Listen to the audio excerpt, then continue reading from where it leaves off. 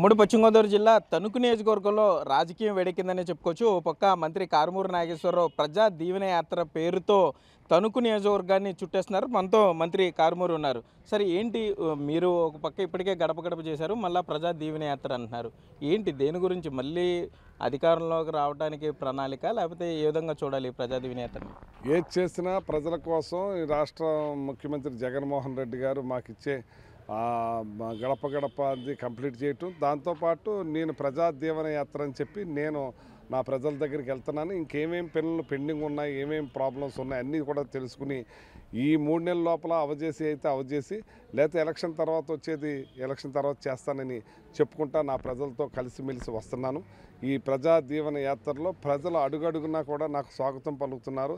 ఒక బిడ్డలాగా, ఒక తమ్ముళ్ళలాగా, ఒక ఇంటి అలా ఒక కుటుంబ సభ్యుడిలాగా నన్ను చూసుకుంటున్నారు. ఇంత పెద్ద ఎత్తున ఆదరణ చేస్తున్న నా అక్కలు, చెల్లెళ్ళు, అన్నలు, తమ్ముళ్ళు అందరికీ కూడా ప్రత్యేక కృతజ్ఞతలు తెలియజేస్తున్నాను. నియోజకవర్గం అంతా కూడా తిరుగుతాను. ఇప్పుడు ఏదైతే నేను ఈ మండలంలో గడప గడప చేయలేదో అన్నీ కూడా కంప్లీట్ చేసాం. రేపు ఈ రాత్రి నుంచి ఇరగవరం మండలానికి వెళ్తున్నాను. నేను 10వ తారీఖు వరకు చేసి మళ్ళీ పండగ తర్వాత మళ్ళీ మొదలెట్టబోతున్నాను. ఇవన్నీ కంప్లీట్ చేసి మళ్ళీ టౌన్లో ఆల్రెడీ గడప గడప చేసేసి ఉన్నాను, అక్కడ కూడా చేస్తాను. మళ్ళీ గడప గడప చేసిన గ్రామాలు కూడా పాదయాత్ర చేస్తానని చెప్పి ఈ సందర్భంగా తెలియజేస్తున్నాను. ఓ పక్క టీడీపీ పవన్ కళ్యాణ్ కలిసి వస్తున్నారు, మాదే అధికారంలోకి రాకపోయే పార్టీలు అని చెప్తున్నారు ఉమ్మడిగా. మరి ఏంటి మీరేమో వైనాట్ 175 అంటున్నారు, ఎట్లా అర్థం చేసుకోవాలి దీన్ని? ఇందులో డౌట్ ఏం లేదు. నేను ఇవాళ తిరుగుతున్నాను కాబట్టి నాకు పూర్తిగా ప్రజల మద్దతు. నేను ఇవాళ వరదాలపాలెం గ్రామం ఉంది, పూర్తిగా అది జనసేన తెలుగుదేశం గ్రామం. అది ఆ గ్రామంలో వన్ సైడ్గా జగన్మోహన్ రెడ్డి గారు రావాలి కావాలని బహిరంగంగా మాట్లాడుతున్నారు. మాకు ఇన్ని కార్యక్రమాలు, ఇన్ని పథకాలు చేసింది మాకు జగన్మోహన్ రెడ్డి గారే. 5 సంవత్సరాల్లో మాకు తెలుగుదేశం ప్రభుత్వం 1,50,00,000 అభివృద్ధి కార్యక్రమాలు సంక్షేమం చేస్తే ఇవాళ 14,10,00,000 మాకు చేశారు. ఇంత పెద్ద ఎత్తున చేస్తున్న జగన్మోహన్ రెడ్డి గారు మాకు కావాలి, మా ఇంట్లో బిడ్డలాగా చేస్తున్న జగన్మోహన్ రెడ్డి గారికి మేము ఎప్పుడు కూడా ఆయన రుణం తీర్చుకుంటాం. రేపు ఓటేసి ఇన్ని బట్టలు మాకు నొక్కుతున్నాడు, మేము ఒక బటన్ నొక్కుంటాం, ఎంపీకో బటన్ నొక్కుంటాం అని చెప్తున్నారు. తణుకు నియోజకవర్గానికి కారుమూరి నాగేశ్వరరావు ఏం చేశారంటే ఏం చెప్తారు? మీకు చెప్తాను కదా, తణుకు నియోజకవర్గానికి గతంలో వాళ్ళందరూ కలిపి 600 కోట్ల రూపాయలు చేస్తే ఇవాళ 3,000 కోట్ల రూపాయలు చేసాం. సంక్షేమం అయితే, అభివృద్ధి అయితే. ఏ గ్రామంకి వెళ్ళినా ఇవాళ చూసారు, ఇప్పుడే 50 లక్షల రూపాయలతోటి ఇక్కడ మన టెస్ట్ ల్యాబ్ ఒకటి కట్టి అందించబోతున్నాం. అలాగే మొన్న ఏలుపూర్లో మన మన ఒక కమ్యూనిటీ హెల్త్ సెంటర్ దగ్గర 6 కోట్ల రూపాయలతో స్టార్ట్ చేస్తున్నాం. ఇలాగే ప్రతి గ్రామంలోనూ కూడా సచివాలయం, ఆర్బీకే హెల్త్ సెంటర్లో కట్టున్నాం. ఫ్యామిలీ డాక్టర్ని తీసుకొచ్చాం ప్రతి ఊరికి. అలాగే ఇవాళ ఏదైతే బాబూజీ కళల కళ ఏదైతే గ్రామ స్వరాజ్యం రావాలన్నారో, గ్రామ స్వరాజ్యాన్ని జగన్మోహన్ రెడ్డి గారు అందించారు. భారతదేశ చరిత్రలో ఒకే ఒక్కడు. ఏదైతే సచివాలయం ఉందో ఆ సచివాలయంలోనే ఎండిఓ ఆఫీస్ కానీ, ఎంఆర్ఓ ఆఫీస్ కానీ, కలెక్టర్ ఆఫీస్ కానీ వెళ్లకుండా అన్ని పనులు అక్కడే అయిపోయేటట్టుగా ఒక సెక్రటరేట్ ఎంప్లాయీస్ని పెట్టారు, వాలంటీర్స్ని పెట్టారు.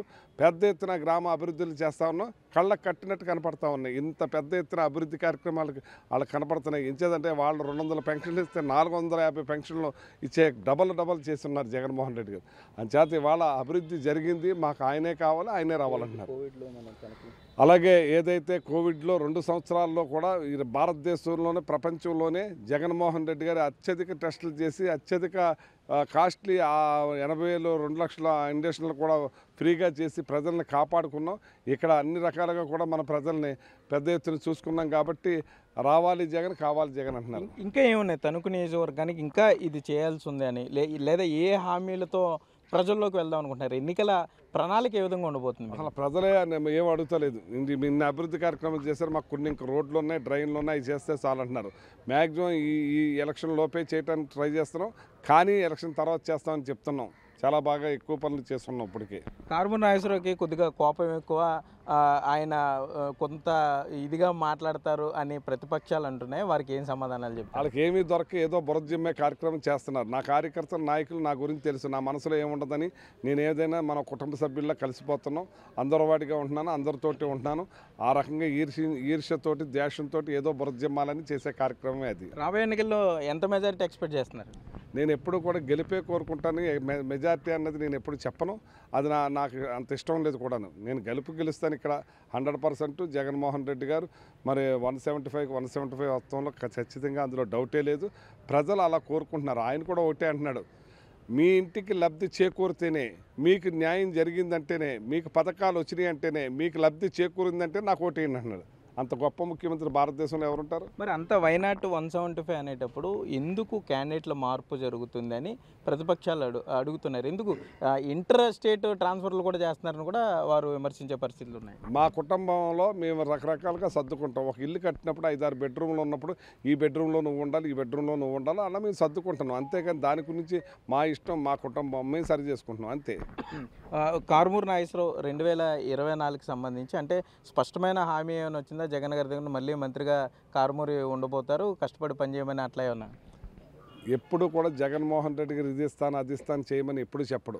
ఆయన చేసుకుంటా పొమ్మంటాడు, మేము చేసుకుంటా పోతాం అంతే. రైతులకు కూడా మీరు ఈ సివిల్ సప్లైస్ అయిన తర్వాత ఈ ప్రొక్యూర్మెంట్ దీనికి సంబంధించి కూడా విజయవంతంగా పూర్తి చేశారు. దాని మీద కూడా విమర్శలు చేశారు. మొన్న వచ్చిన తుఫాన్కి సంబంధించి కూడా ఈ విమర్శల్ని మీరు ఏ విధంగా తీసుకున్నారు? ఏ విధంగా రైతులకు భరోసా ఇచ్చే ప్రయత్నం చేశారు? వాళ్ళు విమర్శించి నాలుగు కరుచుకున్నారు. ఇప్పుడు ఎంచేదంటే మేము తడిసిన ధాన్యం, మొక్క మొలిసిన ధాన్యం, రంగుమారిన ధాన్యం అన్ని ధాన్యాలు కూడా మేము కొన్నాం కాబట్టి, పెద్ద ఎత్తున చేసాం కాబట్టి, 2 రోజులకి 3 రోజులకి డబ్బులు వేసేసాం కాబట్టి, ఇటువంటి ప్రభుత్వాన్ని మేము చూడలేదని మళ్ళీ జగనే రావాలి అని ప్రజలందరూ కోరుకుంటున్నారు, రైతులందరూ కోరుకుంటున్నారు. అంటే కేవలం సంక్షేమ కార్యక్రమాలతోనే రాబోయే ఎన్నికలతో ముందుకు వెళ్ళబోతున్నారా, లేకపోతే వేరే ప్రణాళిక ఏమైనా ఉందా? అంటే కొంత రోడ్ల పరిస్థితి బాగాలేదని ముందుగా చెప్పేది ప్రతిపక్షాలు, రోడ్లు బాగాలేదని. దీనికి సంబంధం ముందు అర్జెంటుగా నా నియోజకవర్గంలో ఎక్కడెక్కడ రోడ్లు జరుగుతున్నాయో ఒకసారి తీసుకెళ్ళి చూస్తే బాగుంటుంది. మీకు మీ 2 నెలల్లోనూ కూడా రాష్ట్రం అంతా రోడ్లన్నీ కూడా అభివృద్ధి చేస్తారు. అభివృద్ధి చేసి పెద్ద ఎత్తున కార్యక్రమాలు అందిస్తారని చెప్పి ఈ సందర్భంగా మీకు తెలియజేస్తున్నాను.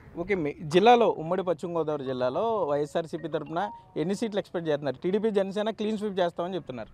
వాళ్ళు అలా అనుకోకపోతే వాళ్ళు పోటీ చేయలేరు కదా. అంచేత మేము 175 అంటే ఇందులో ఎన్ని సీట్లు అంటారంటే అన్ని సీట్లు మాయే. కారుమూరి నర్సాపురం పార్లమెంటు సభ్యుడిగా వెళ్ళబోతున్నారనే ఒక ప్రచారం జరుగుతుంది. ఎంత వాస్తవం ఉంది ఇందులో?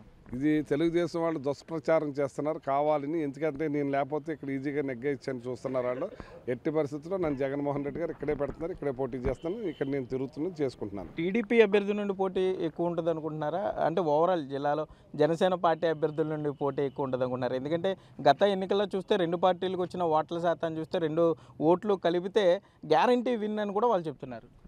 ప్రజలు చాలా తెలివైన వాళ్ళు. 2 కలిసి వచ్చినాయని వీళ్ళు అనుకుంటున్నారు. 2కి ధీటుగా నన్ను గెలిపించారు గతంలో. ఇప్పుడు ప్రజలు నా జగన్మోహన్ రెడ్డి గారు పనితీరు చూడకుండా 151 సీట్లు ఇచ్చారు. ఇవాళ జగన్మోహన్ రెడ్డి గారు పార్టీలు, ప్రాంతాలు, కులాలు, మతాలు అతీతంగా అందరికీ చేస్తున్న గొప్ప వ్యక్తి. అందుకే ఇవాళ ప్రజలు పూర్తిగా 175 ఇస్తానంటున్నారు. ఇక్కడ తణుకులో నాకు ఇద్దరిలో ఎవరూ పోటీయే కాదు. ఎవరు నాకు సరిపోరు, ఇద్దరు నాకు పనికిరారు. ప్రజా దీవెన యాత్రలో ఇప్పటివరకు చేశారు, సుమారు 9వ రోజుకి చేరుకున్నట్లుంది. ఏం అడుగుతున్నారు ప్రజలు మిమ్మల్ని? సమస్యలు కానీ ఏమన్నా ఈ పెండింగ్ ఉన్నా మాకు చేసి పెట్టండి అని ఎక్కువగా మీ దృష్టికి ఏమొస్తున్నాయి? సంతోషంగా ఎదురొచ్చి స్వాగతం పలుకుతున్నారు, పిలుస్తున్నారు, అవుతున్నారు. ఈ పనులు చేశారు, ఈ పనులైన ఇంకా 2-3 పనులు ఉన్నాయి, ఈ పనులు కూడా చేస్తాయంటే నేను మ్యాక్సిమం ఈ ట్రిప్లోనే ఎలక్షన్ ముందే కొన్ని అవి చేస్తానని చెప్తాను. లేని ఎలక్షన్ అయిన తర్వాత నేను చేస్తానని చెప్తున్నాను. ఎంతో సంతోషంగా స్వాగతిస్తున్నారు. మొత్తం మీద చూసుకుంటే టీడీపీ జనసేన ఎఫెక్ట్ తణుకు నియోజకవర్గంలో ఏమాత్రం ఉండబోదని మంత్రి కారుమూరి నాగేశ్వరరావు చెప్తున్నారు. తణుకు ఎమ్మెల్యేగానే పోటీ చేస్తాను, తప్పనిసరిగా గెలిచి తీరుతాం. వైఎస్ జగన్ ప్రజలకు చేసినటువంటి సంక్షేమ కార్యక్రమాలు, అభివృద్ధి మమ్మల్ని విజయకేతనం ఎగరవేసేలా చేస్తాయని కూడా మంత్రి కారుమూరి చెప్పే పరిస్థితులు అయితే ఇక్కడ ఉన్నాయి. కెమెరామెన్ భాగ్యరాజ్తో సాగర్, బిగ్ టీవీ, తణుకు నుండి.